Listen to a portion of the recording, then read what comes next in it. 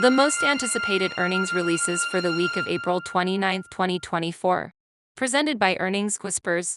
Are you ready? A full 1,000 companies with analyst coverage are scheduled to report earnings this week.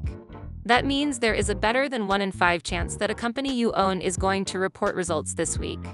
However, if you only invest in large caps, it is even more likely. It is the busiest week for the S&P 500, too, with more than a third of the index reporting this week.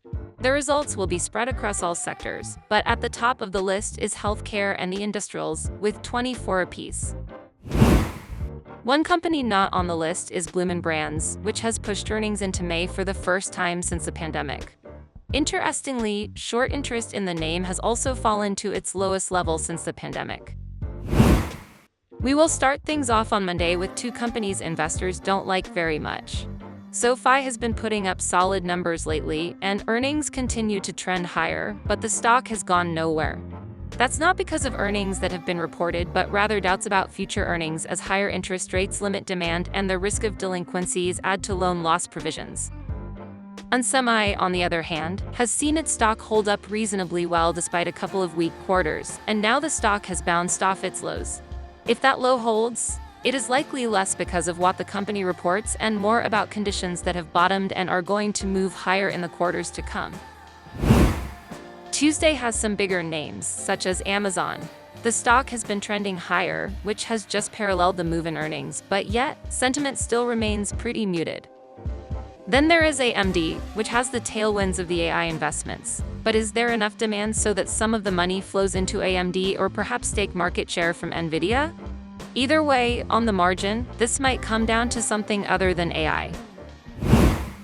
Wednesday is topped with two more names that investors really don't like. Pfizer continues to trend lower, and while earnings estimates have upside, their lack of a pipeline gives little reason for investors to change their mind. After the close, on the other hand, is Qualcomm, which has been trending higher, but investors still don't like it. That suggests there are still buyers on the sidelines waiting to come in as long as the company doesn't tell us something we don't know. Over the past 20 years, when sentiment was around this level, the stock was higher 3 months later 72% of the time. Apple isn't at the top of what's on investors' minds this week, but it just may have the biggest impact on the overall stock market this week when it reports after the close on Thursday. The former darling of the market has now been out of favor for a while. When a company's products saturate consumers, there needs to be new products to create growth, and last quarter's hope, the Vision Pro, doesn't look to be it. There are other issues too, but the main impact on the numbers this quarter will be the iPhone sales, which doesn't appear to give investors a reason to buy into the news.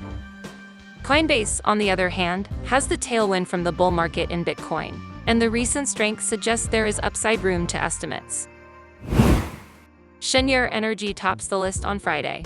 Natural gas prices have been low for quite some time, and that isn't going to help the company's results. But there appears to be growing demand, and investors appear to be focused on that potential over near-term results. Hershey also reports on Friday, after pushing results back in May for the first time in at least a couple of decades. Typically, this is a favorable time to buy the stock ahead of earnings as the company raises prices during high-demand periods to result in higher margins and upside surprises. This time, however, input costs limit the potential for improved margins. More than 80% of the companies reporting earnings this week have options priced for bigger than average moves, with nearly 60 stocks expected to move by more than 20% on earnings. Surprisingly, perhaps, Carvana is not among them. The stock has averaged a 27% move on earnings in recent quarters, but this time around, traders are only pricing in a 17% move. The results last quarter weren't something you would exactly call strong, but those on the conference call all walked away with a rosy outlook for the future. It also turns out that it was a pretty good quarter for both new and used cars.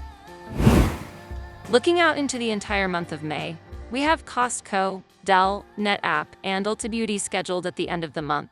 But that will be a quiet week for earnings, even though there will be more filled in for that week by the time it comes around. Shh.